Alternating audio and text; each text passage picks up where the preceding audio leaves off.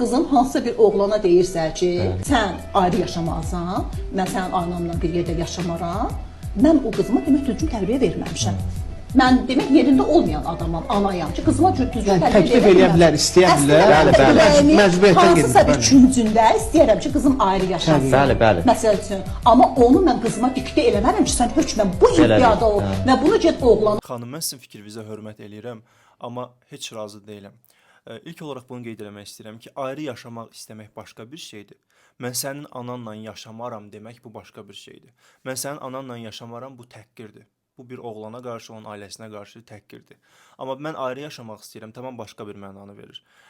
Mən ümumiyyətlə başa düşə bilmirəm ki, bu ölkədə, yəni bugünə qədər gəlib çatmışıq, hələ də bu kimi mövzular danışılır.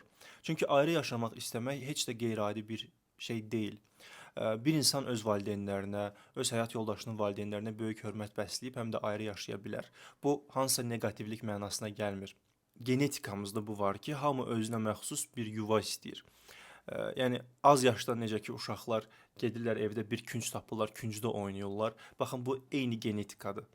Bilirəm, yazacaqlar ki, sənin çox yaşın yoxdur. Ola bilsin ki, mənim çox yaşım yoxdur, həyatda çox şey bilmirəm, amma karyera cəhətdən çox təcrübələrim var həyatda və insanların karyera problemlərinin 90%-i demək olar ki, ailə problemləridir. Və ailə problemlərinin 90%-dəki bir evin içində yaşamaq problemləridir. Yəni, mən düşünürəm ki, evli cütlüklərin əksəriyyətinin problemləri onda həll olunar ki, onlar ayrı yaşayırlar. Bu mənim şəxsi fikrimdir, kimsə razılaşmaya bilər. Amma məncə ev nə qədər köhnə olur olsun, ev nə qədər pis olursa olsun, gənc cütlüklərin ayrı yaşamağı çox vacibdir. Onların öz işləri üçün, öz karyeraları üçün, öz aralarında olan münasibət üçün